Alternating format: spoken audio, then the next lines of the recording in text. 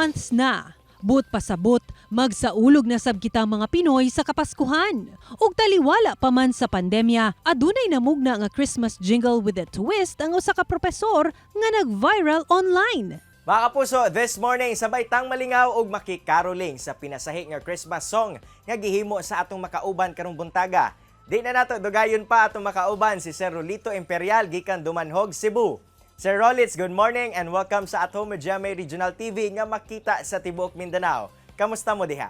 Okay lang diri kay sa Cebu ug mangumusta ko diha sa tanang kapuso labi na gyud diha sa Mindanao ug mga kaparentihan ko diha sa Mindanao. I hope nga okay lang ta diha dapita. To God be the glory.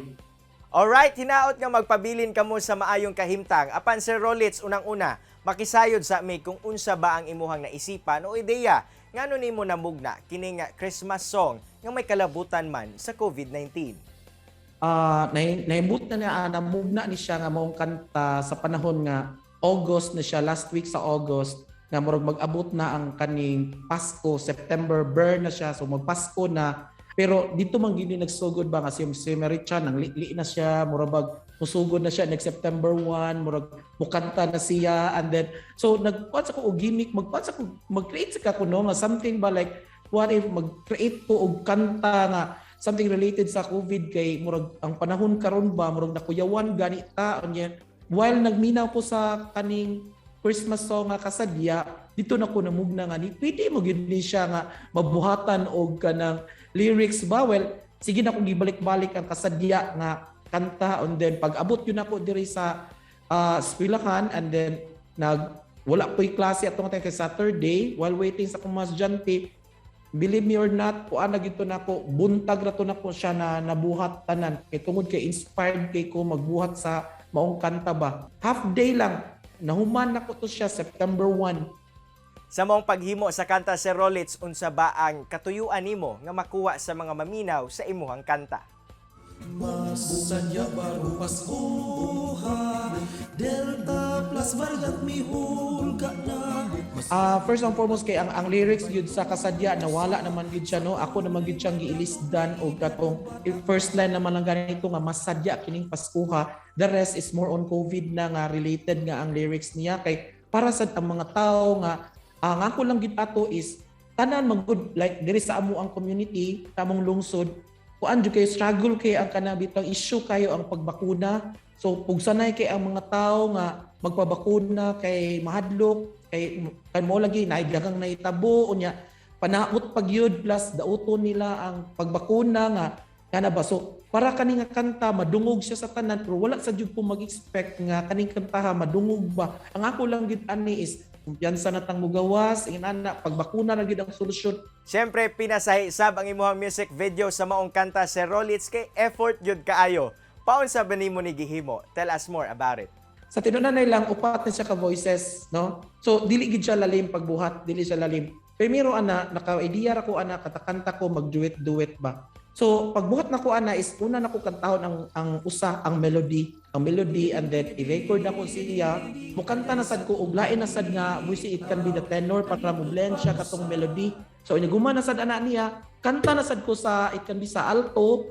Maka-create na pag unsa na ko kay ikaupat ani, so dito na po na ko masunod ang upat inana lang, and then mag-record din ko diri with green screen. Nasa kong luyo na niya ako mga green screen diri lisod ba ya po pag memorize unsa to gibuhat na ko sa primero o sa sunod ana lisod ba, pero okay ra man sa dinoon.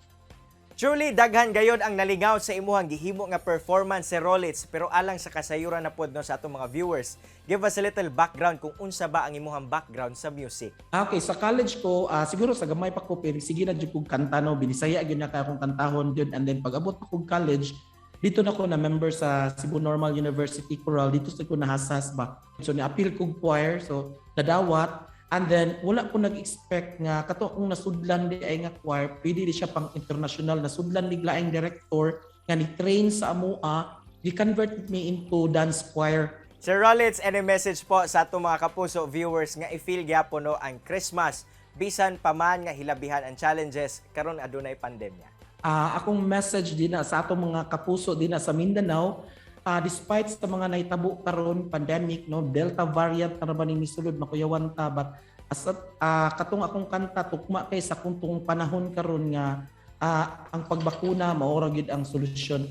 Unya kay nagsingabot naman gyud ang atong Pasko, dili gyud nato himuon siya nga hindrance ang COVID ba nga dili ta maka-celebrate sa panahon sa Pasko kay of course karong panahon na palang atog yung gainan og pag-ampo, no, para ang atong mga mitiin, ang atong mga gipangandoy sa kinabuhi matuman lang gyapon karong Pasko. Siyempre, una ta matapos, mangayo gayud kita og short performance gikan kang Sir Rolitz. Busa mga kapuso, ani ana siya. Du du du du du du du du du du Mas sadya barong Pasko ha, Delta plus variant mi hulga na. Mas grabing mutakod kining virusa. Sa pobre madato may edad og bata pa. Busa aron kita makalikay. Kung nadunay simptomas magpuyos balay. Magdistansya una kita karon. Aron ang virus dili magtapon-tapon. Bagong normal, bagong kinabuhi. Duyugan ta sa atong gibati. Sustansyang pagkaon, inumloy aog lemon. Pagbakuna ang solusyon. Daghang salamat. Wow! We wish you a Merry Christmas! We wish you a Merry Christmas! Bitaw, dagan kayong salamat Sir Rolitz, no, sa pag-share sa imong talento og oras dinhi sa At Home with GMA Regional TV. Sigurado ko dagag nalingaw sa imong performance karong buntaga. Amping mo diha sa Cebu. Daghang king salamat. Chillax lang mga kapuso, kay mubalik pa ang At Home with GMA Regional TV. Kini ang At Home with GMA Regional TV.